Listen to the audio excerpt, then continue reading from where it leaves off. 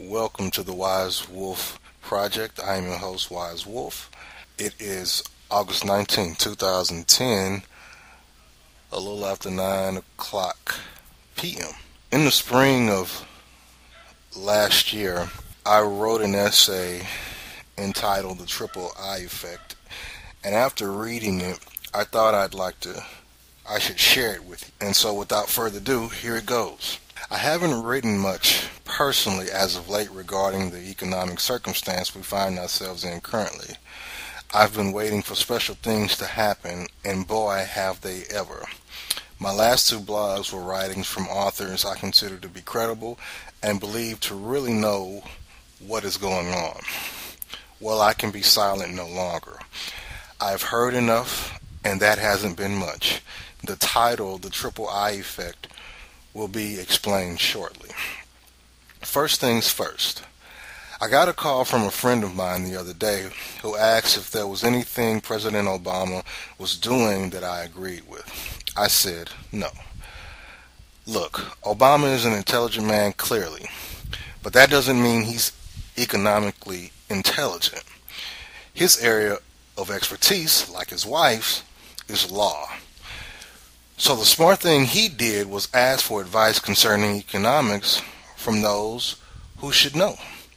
The problem is the people he's taking advice from never saw the problem coming in the first place. Obviously, they didn't understand the true state of the economy then. So how then is it that they understand it now? The people who did anticipate this crisis are not being asked what they think. This is where the president and I part ways. For you see, I think this is insane. Why ask your mother to help you with your math homework when the last time you did you got an F on your assignment? Fool me once, shame on you. Fool me twice, shame on me. If I ask my mother again for math help, then I deserve what I get. This is what I refer to as the triple I effect, the incredibly insane intelligentsia effect. It means the mind has a way of making the purely unintelligent thought seem incredibly genius. Now that I've gotten that out the way, let's go into some of the insane things the intelligent people are telling us. During the first 5 minutes of President Obama's near State of the Union speech last week, he mentioned the word credit several times. I found that interesting because I think that is a misdiagnosis of what the real problem is. Credit or lack thereof is merely a symptom of the ailment. The lack of credit is the effect, not the cause. It is the cart, not the horse. If you substitute the word credit for debt, then Mr. Obama's speech sounds a lot different. The problem we're having is a result of too much debt. Credit for one party is debt for the other, and much of America is in no shape to be a creditor, which means we would have to be the debtors. Well, that doesn't make much sense. How does it seem plausible to get into more debt if the current economy is a result of debt we've already incurred? This is insanity.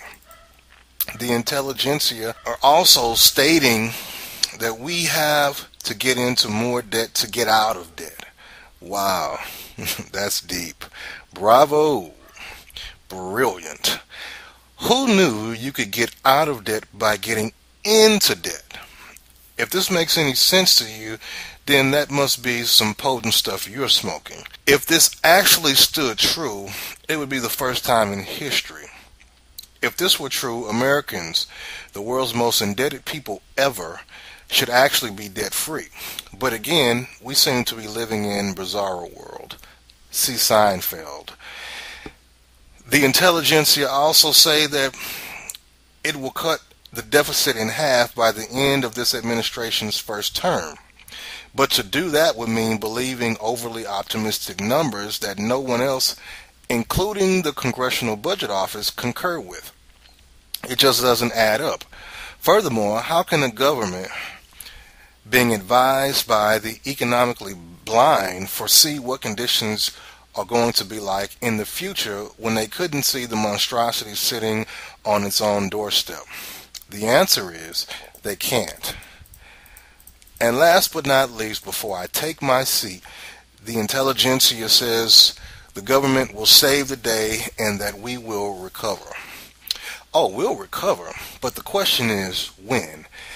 Fed Chairman Bernanke thinks it will be during the second half of the year, but he has a spotty record at best when making economic predictions.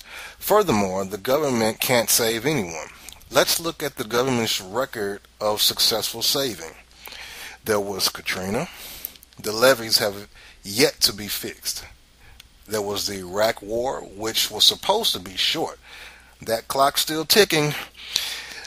There was 9/11. They have not begun rebuilding the new Freedom Tower in nearly 8 years. If that's the type of savior you want, then good luck. The government is also broke. It has no money other than what it borrows, takes from its citizens, or prints. The money that is going toward all these failed institutions is your money. When all these companies were making billions a few years ago, none of them thought to share their prosperity. But now the intelligentsia wants us to share in their misery because it's for the greater good. The greater good, my ass. So let me get this straight. If you fail miserably, then you get money. Millions, if not billions of it. If you prosper and are productive, we tax the hell out of you and give that money to the unproductive. What greater good is that when you're incentivizing people to lose money? But then again, that's the triple I effect. Things that are utterly silly and stupid become the policy of choice. When you add up all the liabilities owed by the U.S. government, that number is north of $60 trillion. Our GDP is only around $14 trillion. That, my friends, is the classic definition of bankruptcy. We don't even have the money to bail out the remaining corporate failures. And now we want to take money we don't have to build roads and bridges. Apparently, the insanity of it all knows no bounds. We're borrowing money to build roads and bridges, shovel-ready projects, as they say. Question for you, what happens when the projects are completed? I'll tell you what happens. We'll have pretty roads to look at while we're contemplating how we pay the even larger debt incurred by the road and bridge building, which means we'll be back to square one. Why don't you do what Peter Schiff suggests and take the money to create a factory that manufactures something that we can sell? An American bridge does China nor any other creditor nation any good. We can't pay them with bridges and roads. Once we've paid the debt off, then we can use the money to fix our own house. But that would be too much like right. I'll go out on this note. Dr. Alan Keyes, of which I have his video under my favorites column, so if you want to see this video, it's under my favorites column. Dr. Alan Keyes stated, "Have we gone mad? We are acting like the laws of economics no longer apply. We are saying a bankrupt government can save a bankrupt banking system. How does that happen? Because I think it's impossible." Intelligentsia, let's think about that. That's my time. Hope you've been enlightened. Take care. God bless.